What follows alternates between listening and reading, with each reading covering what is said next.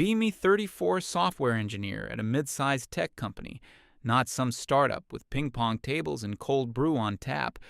Just a regular company that makes software for logistics firms remote 3 days a week. Office the other 2, nothing dramatic about my life at this point. Decent apartment on the 3rd floor of a building that smells faintly like other people's cooking at all times.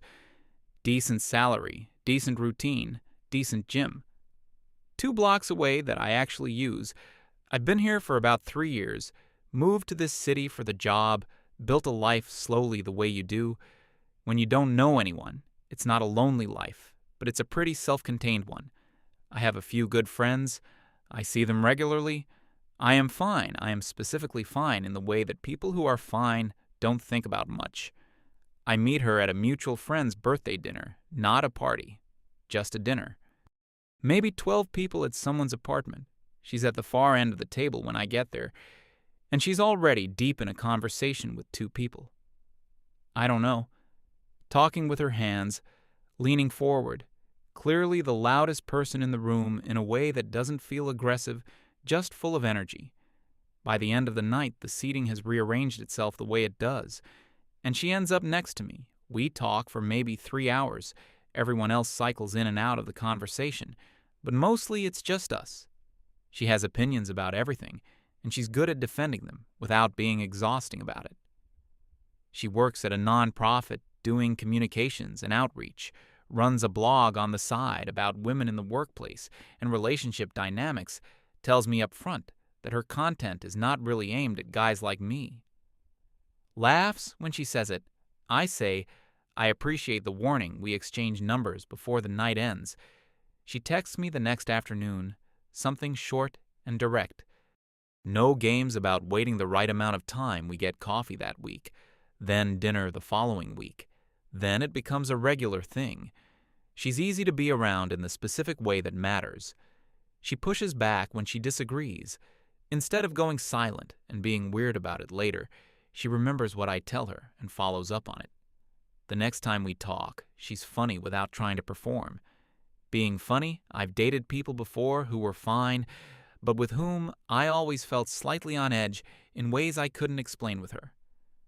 I don't feel that, at least not at first 6 months in, and I'm fairly certain she's someone I want to keep around long-term a year in, and it's just obvious.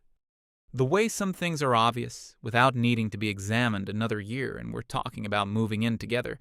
She brings up marriage before I do. I was getting there, but she gets there first.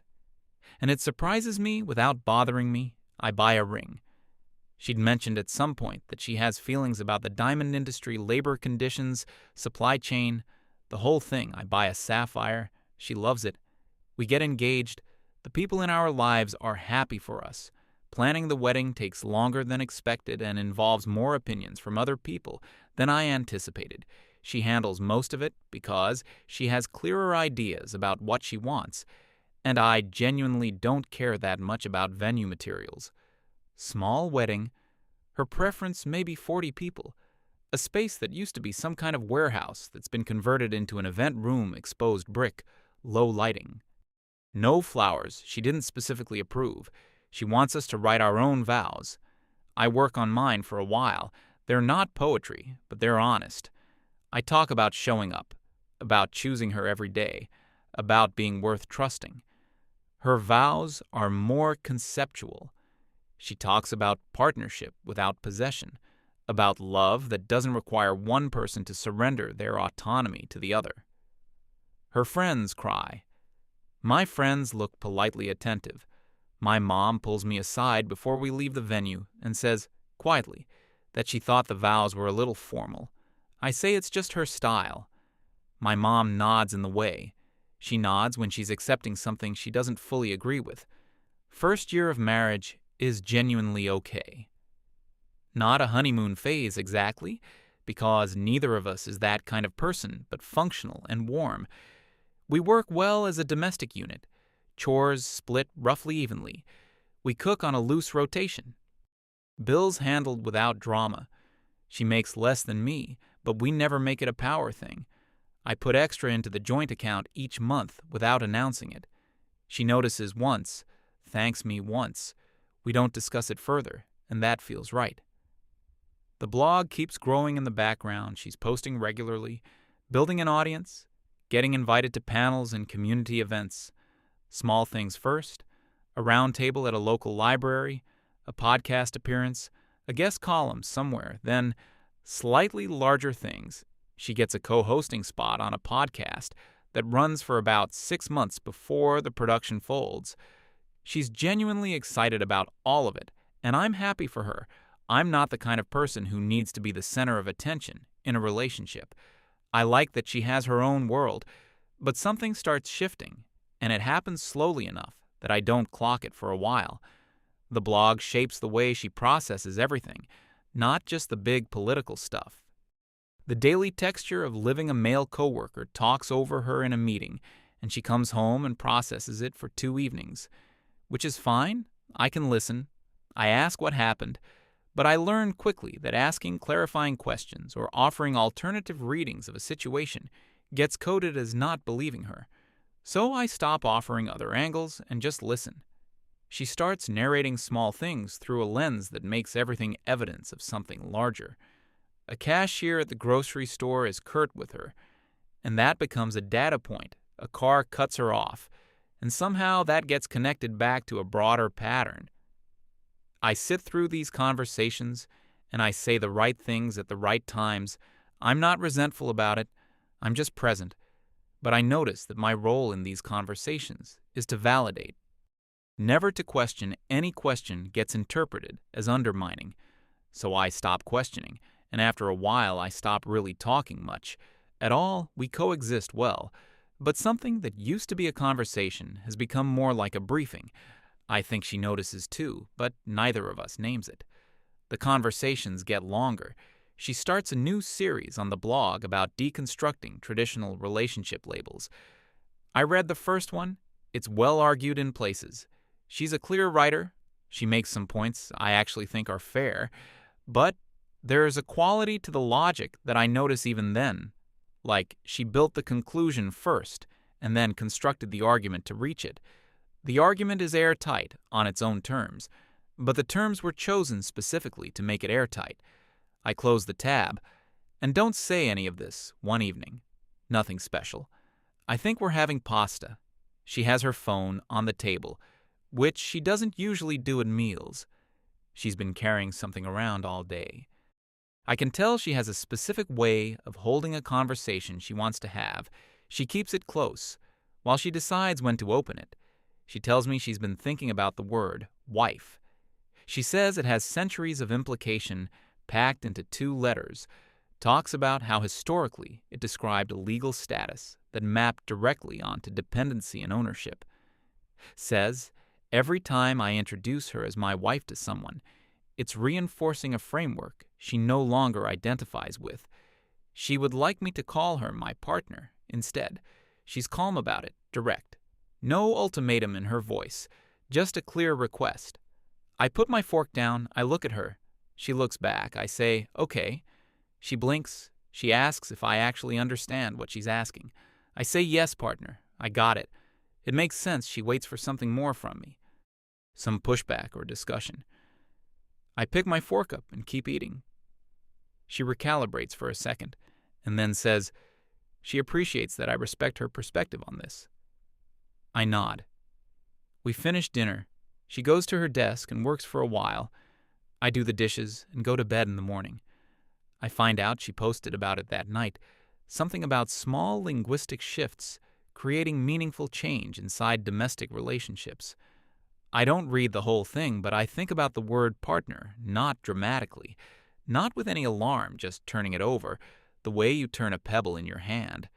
Partner is what you call someone you run a business with or someone you play doubles tennis with. It's functional. It describes a logistical arrangement.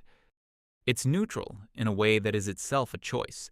She said words have power. She said they carry expectations and reinforce structures. I heard her. I'm going to take her seriously, probably more seriously than she was expecting, but I'm not going to say that I'm going to be consistent and quiet about it.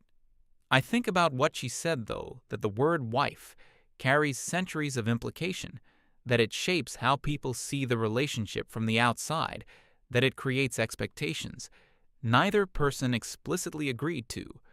All of that is true. And if it's true for wife, then the same logic applies to everything that word was holding up: the obligations, the financial assumptions, the built-in structure of what a husband provides and what a marriage protects. All of that came bundled with the label. You remove the label. You remove the bundle. That's not me being difficult. That's just following the reasoning to wherever it actually leads. She seems pleased that I didn't argue. I hear her on the phone with a friend a few days later saying, "My partner and I are doing this." And my partner thinks that it sounds like a press release, but it's her preference, and I'm not going to fight her on her own terms. She got what she asked for. That's the thing about asking clearly for something. You sometimes actually get it the week after. Nothing much changes, because I don't run into any situation where an introduction is needed at home. We just talk, first names, no labels. She reminds me once to use partner. If the context comes up, I say sure. She posts a follow-up piece about achieving alignment with your partner on language changes in the home. I don't read it. I'm thinking about the company dinner coming up every year. The company books the back room at a restaurant downtown, the whole team plus whoever people bring. The manager gives a speech. There's an open bar. I'd been planning to bring her still. I'm just thinking about how I'm going to introduce her, because she said words matter, and she's right. They absolutely do. The company dinner is at an Italian place with low lighting and good bread. We've done this event for years. It's familiar ground. She's been to 2 of these before, and she gets along with my coworkers. Fine in the car on the way over. She's in a good mood, telling me about a grant proposal she submitted at work. She sounds like herself when she talks about work stuff, focused and competent. We get there, grab drinks at the bar, start working the room the way you do at these things. One of my coworkers comes over first with his wife. He's been at the company longer than me. One of those genuinely easygoing people who never seems to have an agenda. He shakes my hand. His wife hugs my partner. They've met before. They have a rapport. Then a newer guy from the back-end team shows up with his girlfriend. I've never met the girlfriend. First time seeing her, she seems pleasant. We do the greeting thing, the handshakes and the smiles. I look at the girlfriend and I say, "This is my roommate." Just like that, completely calm, no build-up, no hesitation. Just, "This is my roommate." Said as naturally as giving someone's name. There's a pause. My coworker's head turns a few degrees. The girlfriend looks uncertain, but holds it together socially and says, "Oh, that's great. Do you 2 work in the same field?" I say no. She's in nonprofit communications. My partner has gone very still next to me. She answers a follow-up question. Someone asks her. She stays composed. She's not going to make a scene at my work event. My coworker fills in the conversational space the way he always does and moves things along. A few minutes later, she steers me toward the drinks table and says quietly that she wants to know what I think I'm doing. I say I'm not calling her my wife, because she said that word comes with too much historical and structural weight, and girlfriend is inaccurate because we're legally married, and partner sounds like a business arrangement, which she also said she finds reductive when it's applied to romantic relationships. So, roommate is the accurate option. We share a residence, we split domestic space. She says I know exactly what I'm doing, and I can drop the act. I say I'm being consistent with the framework she laid out. She gives me a look I haven't seen before. Not pure anger, more like the floor shifted and she's not sure where to put her weight. She goes back into the group. She's polite for the rest of the evening, socially present. Does the small talk, laughs at the right moments, but she stays near my coworker's wife, near familiar ground. On the drive home, she's quiet for a long stretch. The city goes by outside, and neither of us says anything for several minutes. Eventually, she says, I made her feel humiliated in front of people she has to see. Again, I say, I applied the reasoning she gave me. She says her reasoning wasn't designed to be used as a tool to embarrass her publicly. I say I wasn't trying to embarrass her. I was being precise about language, the way she'd asked me to be. She says she knows exactly what I was doing.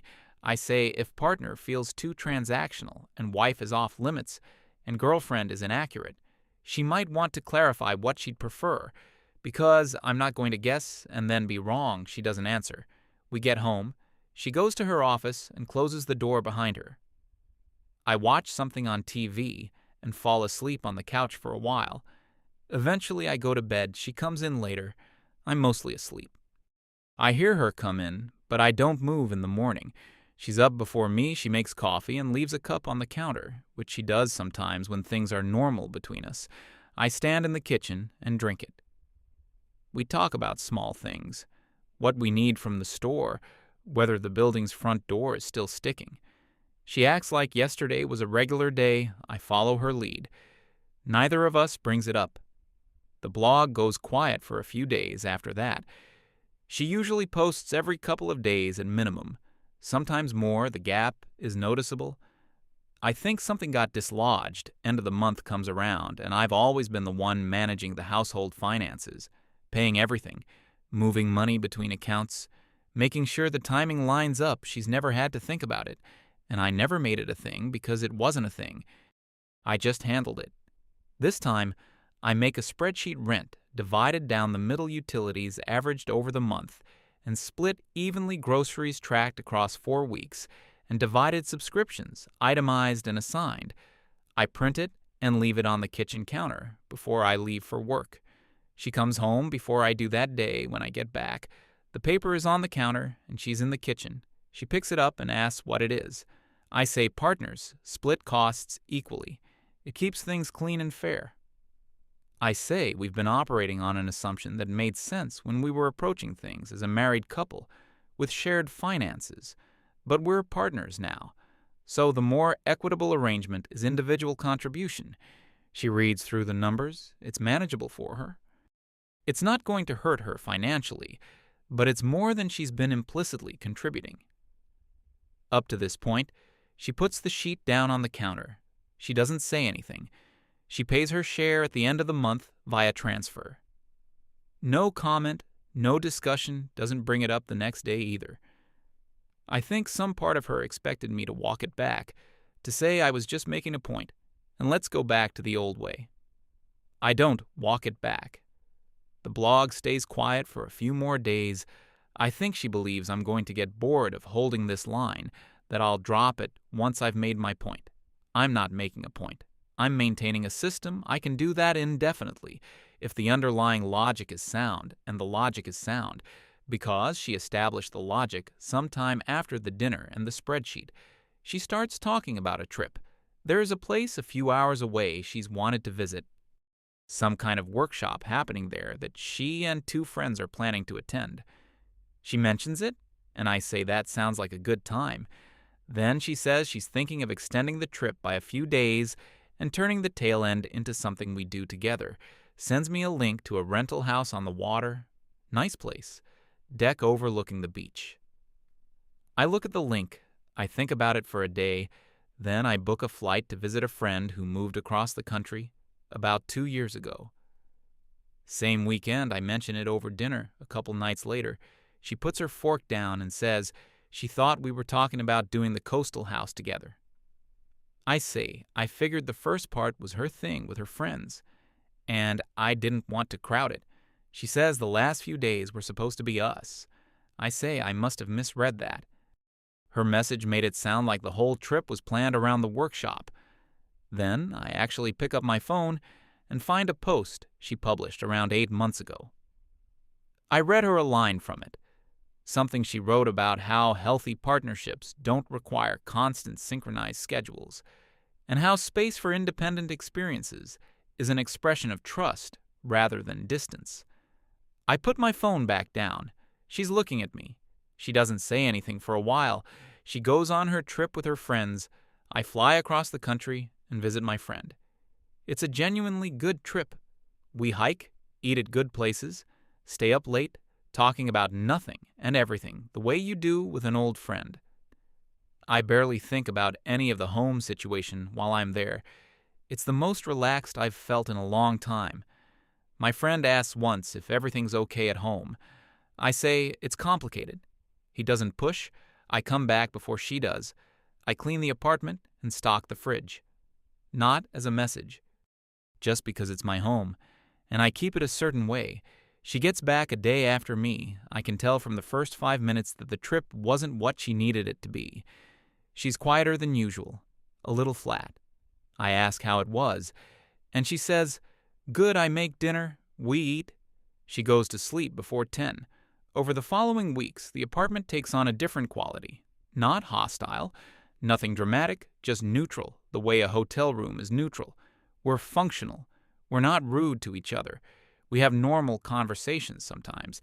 We watch something together on the couch occasionally, but the temperature is lower, like someone turned it down 10 degrees, and we've both quietly decided not to acknowledge it.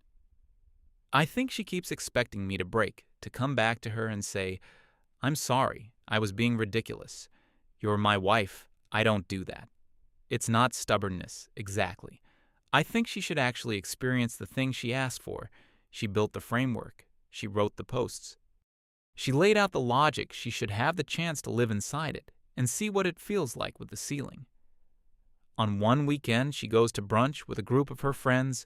She's gone most of the day. I work on a side project. Productive day. I barely notice the time she comes back in the late afternoon, and her eyes are a little red at the edges. I don't ask. I make tea and leave a cup on her desk and go back to what I was doing. She comes out an hour later and thanks me through something she let slip a couple days later. I piece together what happened at that brunch. She'd been venting to her friends about the dynamic at home, about how Kevin had become emotionally distant and cold. One of her friends said something. Honest said that what she was describing sounded like what she'd always said she wanted in a relationship. A partner who respects her independence, doesn't make her identity about his needs, doesn't lean on traditional marriage dynamics as the foundation. Apparently there was a silence after that. Apparently one of the other friends nodded. She doesn't tell me exactly what was said because she doesn't bring it up directly, but I can see the effect of it on her over the following days. She's quieter, less certain. She looks at me sometimes in a way that's harder to read than usual. Something got knocked loose at that table, and the logic she'd built her framework on started pulling in a direction she wasn't expecting if the framework works the way she described, and her partner is behaving exactly the way the framework suggests a healthy partner should behave. Then she can't use the framework to explain why she's unhappy. That's the part that got dislodged. I'm doing quiet research around this time, not dramatic. Not with any heat behind it, just reading, looking into what the legal process actually looks like in our state, what the filing timeline is, how assets get handled. I book an hour with a lawyer, a consultation, just to understand where things stand. Practically, the lawyer is, matter of fact, walks me through the process clearly. I take notes on my phone. I go home and I sit with it for a couple of weeks. I think about the ratio of good days to careful days over the last year. I think about how often I'm managing what I say versus just saying it. I think about the dinner conversations that turn into lectures about systemic patterns. I think about feeling like a recurring case study in someone else's content. I think about the wedding vows and how hers were about love without possession. And I thought that was her being poetic. I think I misread what she meant. She meant it practically. I think about what it would feel like to just live quietly, without the ambient low-level tension, without this monitoring, without the sense that every ordinary thing I do is being fed into a framework I didn't agree to and then evaluated. And I realize I've known the answer for a while. I've just been waiting to be certain enough to move. My mom calls one afternoon and says she's passing through the area on her way to visit my aunt. She wants to stop and have dinner. I say, of course, come over. I don't overthink it. I don't prep her. I just say, come. She shows up with a casserole dish covered in foil and a bottle of red wine she picked up at a gas station. She hugs me for a long time the way she always does, then turns and hugs my partner. calls her sweetheart. My partner has always found that a little too familiar, but she's never corrected it, and she doesn't. Now we open the wine, get the casserole in the oven, sit at the kitchen counter while it heats. My mom fills a room. Naturally, she asks about work, about the neighborhood, about whether I've been eating enough, which she asks me every single time, regardless of how I look. She's genuinely warm. She doesn't perform warmth. She just has it. Dinner comes together, and we sit at the table. At some point, my mom puts her hand on my partner's arm and asks how things are going for them as a couple. That particular kind of gentle leading question that has grandchildren somewhere at the end of it. My partner starts to answer. I say, "We're doing well as roommates," same tone I use for everything. No wind-up, no edge. Just we're doing well as roommates. My mom stops mid-reach for the bread. She looks at me and says, "We're married." What do I mean? Roommates. I say we are married, yes. But she prefers not to use the traditional labels because of what they imply historically. So, roommate is the accurate description for our arrangement. My mom looks at my partner. My partner is looking at the casserole. My mom says she's not sure. She understands. My partner says something about how language in relationships is more complicated than it looks from the outside. She says it in the tone she uses for the blog, measured and patient, the tone that's designed to educate someone who doesn't know better.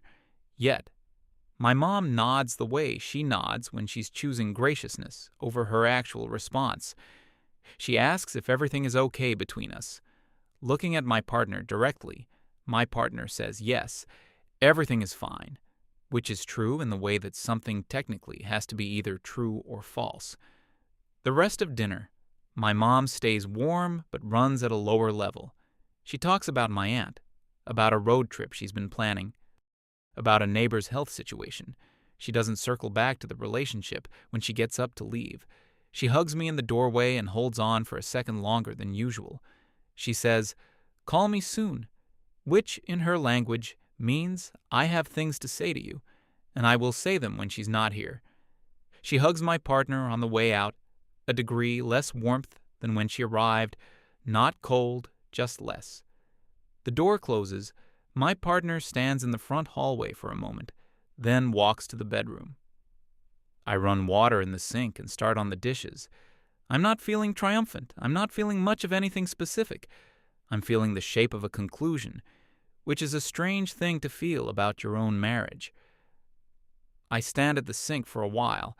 I think about who she was at that birthday dinner years ago, loud and funny and full of opinions, in a way that felt like someone running at full speed.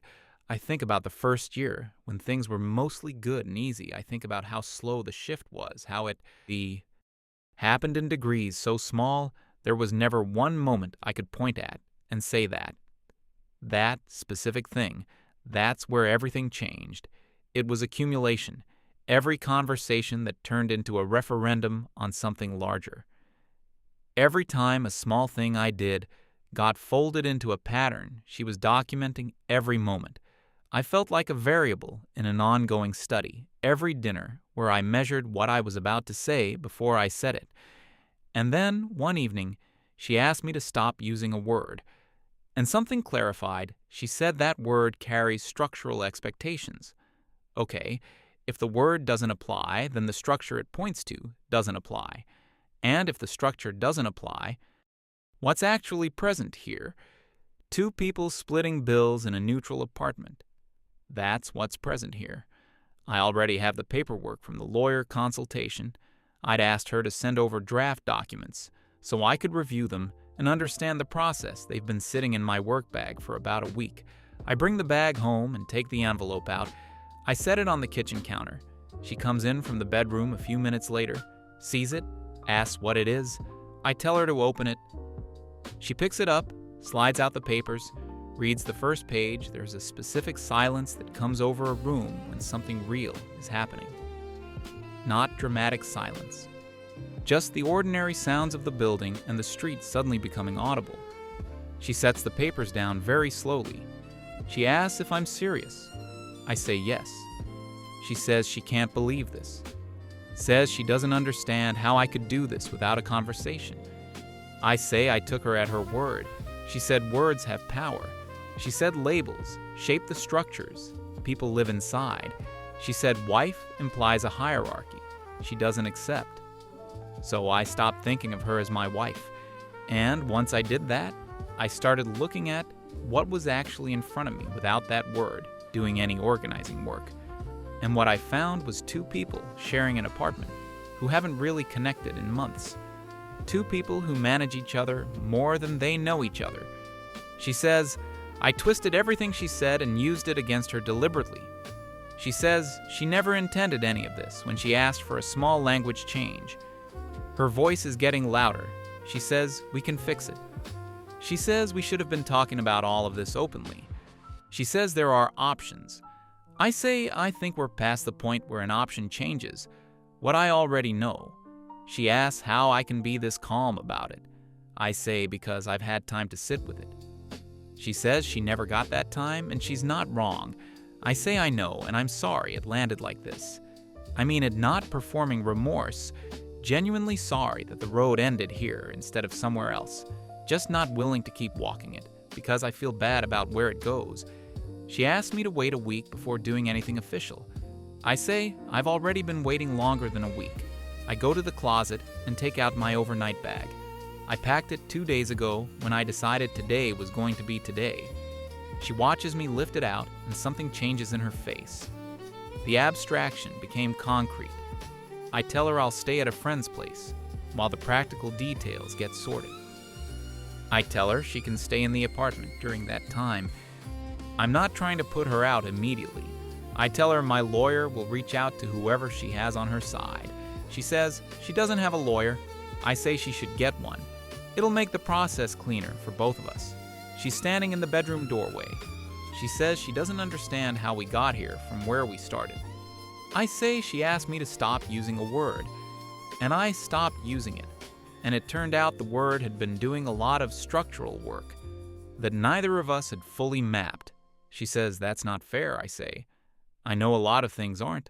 I open the front door, I leave no slam, no speech, just the click of the latch and then the hallway and the elevator and the front entrance and the street outside the building door closes behind me. And that's that I sit in my car for a few minutes, not processing dramatically. Not falling apart, just sitting with the engine off the street, is just a street. Someone's walking a dog down the block. A car goes by the evening is completely ordinary. Nothing in the world knows or cares what just happened in that apartment. It's kind of a relief. I start the car, I drive to my friend's place. It takes about 20 minutes, and I don't think about much during the drive. Just the road and the lights and the radio. On low, he opens the door, looks at me for about 1 second, and goes to get 2 beers without asking anything. We sit on his couch, and I tell him the short version. He listens without interrupting. He doesn't say he could see this coming. Even though I think he probably could, he doesn't editorialize at all, which is one of the reasons I've been friends with him for 15 years. We watch something forgettable on TV. I sleep on his couch the following morning. I wake up and notice something different. About the first few seconds, usually waking up involves a brief, unconscious inventory. What kind of morning is it going to be? What did I say recently that might need managing? What's the ambient tension level in the apartment that morning? There's none of that, just bad couch sleep and stale apartment air and the sound of his coffee maker running in the kitchen. I lie there for a minute and realize I feel fine, genuinely fine in a way that tells you something about how you were before. I find a sublet about a month later, 1 bedroom, nothing special. A little bare. I don't rush to fill it with things. It looks sparse for a while, and that's okay. I buy a decent coffee maker and a good pan, and that's about as much as I do. For the first month, everything else can wait. The main thing I notice is that I sleep through the night. I didn't fully realize until then how often I'd been waking up over the previous year, how often I'd been lying at 3 in the morning, running conversations through my head, checking whether something I'd said had been wrong somehow, rehearsing things I should have said differently. The sublet is quiet. I sleep like a person with nothing pressing on them. I go back to the gym properly for the first time in months. I cook things I actually want to eat instead of building meals around someone else's preferences. I leave things in the wrong place, and it doesn't matter. I watch whatever I want. I have a conversation with my mom, a long one. She listens and she doesn't say, "I told you so," because she's not that kind of person. She says she's sorry it ended the way it did, and she means it. She says she just hopes I'm okay. I say I'm more okay than I expected. She says good. We talk for another hour about other things. The divorce finalizes a few months after the paperwork goes in. No drama in the process. We're both functional adults. I sign the final documents on a Thursday after work. I go home, order takeout, watch a documentary about deep-sea fish. They're strange-looking things. Some of them have their own light source built into their bodies. Adapted over millions of years to total darkness, miles underwater. They didn't argue with the environment. They didn't ask it to be different. They just figured out what was actually there and built something that fit it. They're doing fine down there. I think about the version of me that showed up to that birthday dinner years ago. Not a bad version, just one that didn't know yet which questions to ask before committing to an answer. I don't regret trying. I regret not seeing clearly sooner what was in front of me. But I think most people need the full experience to know when something is finished. You can't know a door is closed until you've pushed on it enough times to be certain. I pushed, it was closed. Now, I know I hear eventually through someone we both knew that she posted about the end of the relationship. The piece is apparently about emotional unavailability in male partners, about how some men respond to a woman's autonomy by withdrawing and weaponizing passivity as a form of control. Here it performed well for her. Her numbers go up. I think she'll be okay. She has her audience, she has her framework, she has a narrative that fits the arc. She was already building. She was always better at packaging things than I was. No anger about it. There's genuinely no heat left in any of this. For me, I think about something a friend told me once. He said the worst thing about a bad relationship isn't the ending. It's looking back and realizing how long before the ending you were already living like it was over, just without anyone saying it out loud. Yet, I think he was right about that. She said words have meaning. She was right. Wife meant I was her husband. And with that came a structure. We were both inside. Partner meant I was her roommate. And with that came a different structure. Roommates maintain their own lives and split what they owe each other and don't make permanent claims.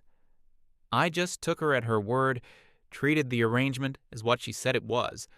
And when you do that, honestly, when you actually follow the logic wherever it leads without stopping halfway, because it's getting uncomfortable, you end up exactly where I ended up, in a quiet apartment that belongs only to me, sleeping through the night, nobody's case study, just a person living his life, which turns out to be enough, more than enough, actually. That's the whole story.